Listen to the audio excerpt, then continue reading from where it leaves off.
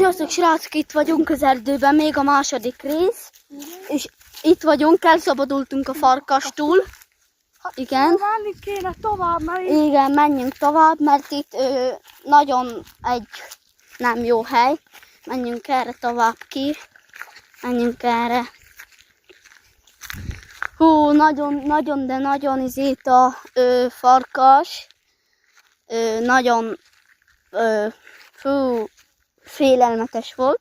Amúgy majdnem elkapott a farkas, és nagyon félelmetes volt.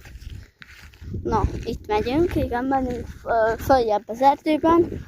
Hátra van valami kis kunyhó, oda beköltözünk, és ott fogunk maradni. Menjünk.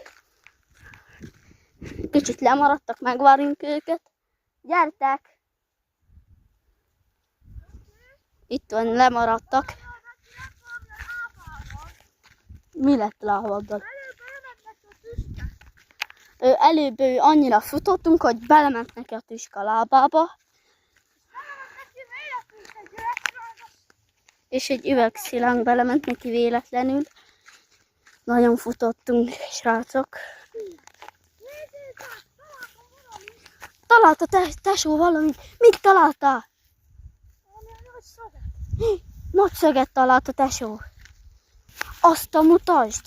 Mutasd a kamerában. Nézzétek. Egy szög.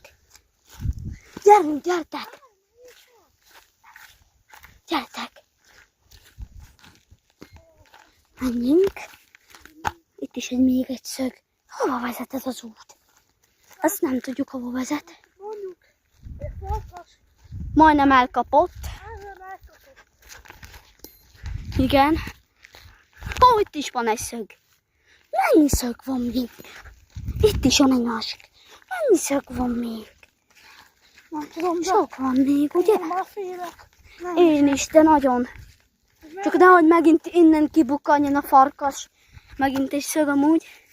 Ezeket hozzuk magunkkal, Igen. meg tudjuk védeni magunkat. Meg a farkast le tudjuk szúrni ebben. És még annyit szeretnénk mondani, Hogy iratkozzatok fel a csatornánkra.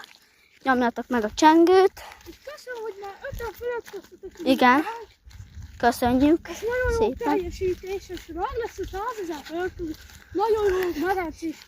Videót fogunk csinálni, és nagyon sokat. Nem medencés, csak egy meglepetés. Srácok, ott a farkas!